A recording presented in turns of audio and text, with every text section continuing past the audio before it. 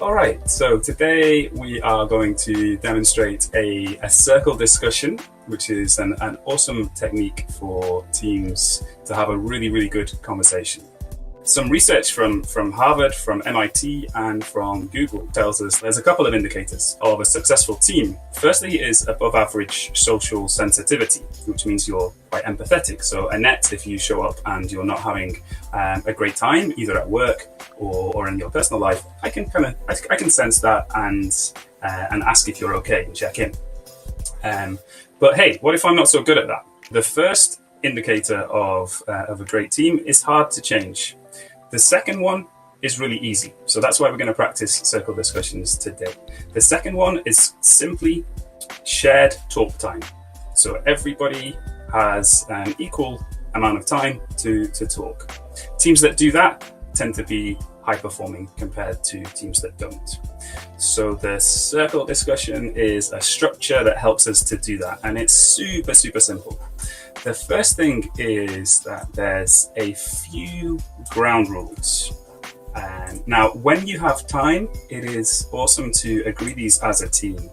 As this is a quick demo, I'm going to share some in the chat, and maybe you can give me a thumb, emoji thumb, to let me know if you're happy with those.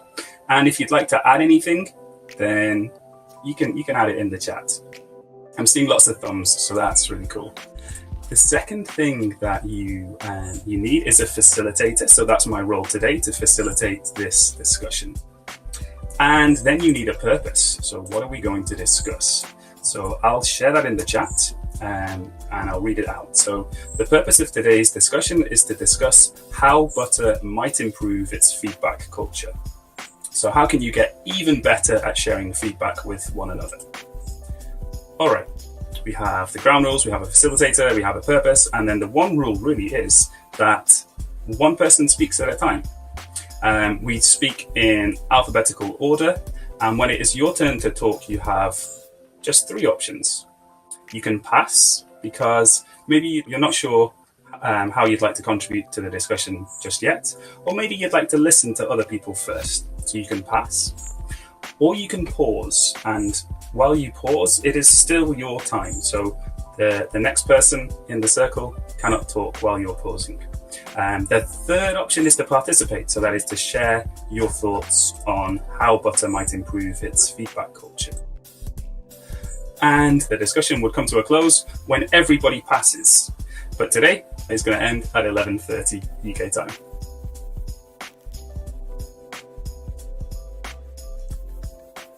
So if my alphabet is correct, Adam, please can you start us off by sharing how do you feel that Butter could improve its feedback culture?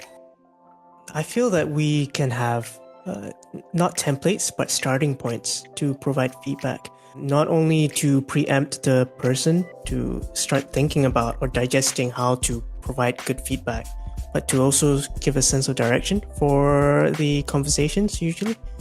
What do you think, Anna Maria? Thanks, Adam. Yes, I think that having some prompts for having feedback discussions are going to be very useful. And one other thing that comes to mind is this not waiting to have a feedback moment that we name as such, but getting into the habit of both asking and offering feedback after each tiny interaction that we have, if we have something valuable to say, of course. Annette, what do you think about that? Thank you, Anna Maria. I completely agree with all points mentioned above. And I would also potentially add a little bit more of a deep dive into how do we actually want to do that. So what is our own personal preference for feeding back, given that we are all different personalities. Cheska, you're up next. Thanks for that, Annette. Actually, just to add on to that, it's also not being scared of receiving feedback, I think, because a lot of times we think of it in the negative, that it's a critique. For us, we should actually view it as something positive and a bit more to improve yourself and the way you operate within the team. Then next up would be Jacob. Great great points that I all agree with. I think one big thing is psychological safety in the team. And if we ever feel that there's a culture brewing of psychological safety not being there, then, well, feedback that and speak up about it and be brave about it, because that's just the key to everything, I think. Next up is Ola. Yeah, thanks, Jacob. Awesome points. I think one other thing that matters is figuring out how people like to get feedback. Some people like getting feedback, in person, on calls or by text. So you have to figure out how does this person want this feedback and give them that way. Yeah. So I think that's one other point. Sam, what do you think? Thank you, Ola. All I can say is I agree to all the points I have mentioned. So yeah, I'll just pass at this point. So Adam, what do you think? Yep, I pretty much agree with everything. I do want to add an additional point. It's not just the feedback that's important, but the follow-up. What actionable things can we do to follow up so that it doesn't feel like any of the feedback or conversations falls on deaf ears or just keeps repeating itself? What do you think, Anna Maria? I think that that's so valuable because when you give feedback to someone, right, the other person can take the feedback, they can act upon the feedback, or they can simply pack the feedback away if they feel that it's not adding value for them. And in my previous experience with feedback, it was always somehow left in the air. So you never really knew, was it helpful? Did it make a change? And I have no idea how to tackle, but maybe Annette knows.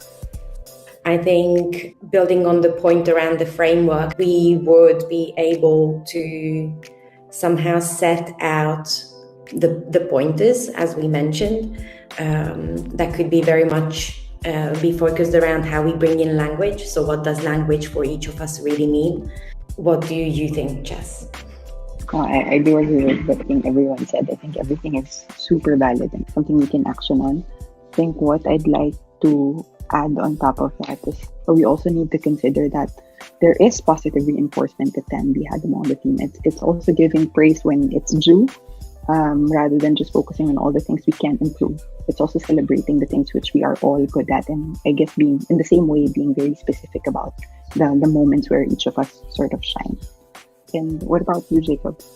I think one thing on the whole explicitly following up on, I've been in consulting where feedback culture is very rife, and honestly feedback you get is not always true, and kind of take in the stuff that you feel is valuable and throw out the stuff that you don't feel is valuable.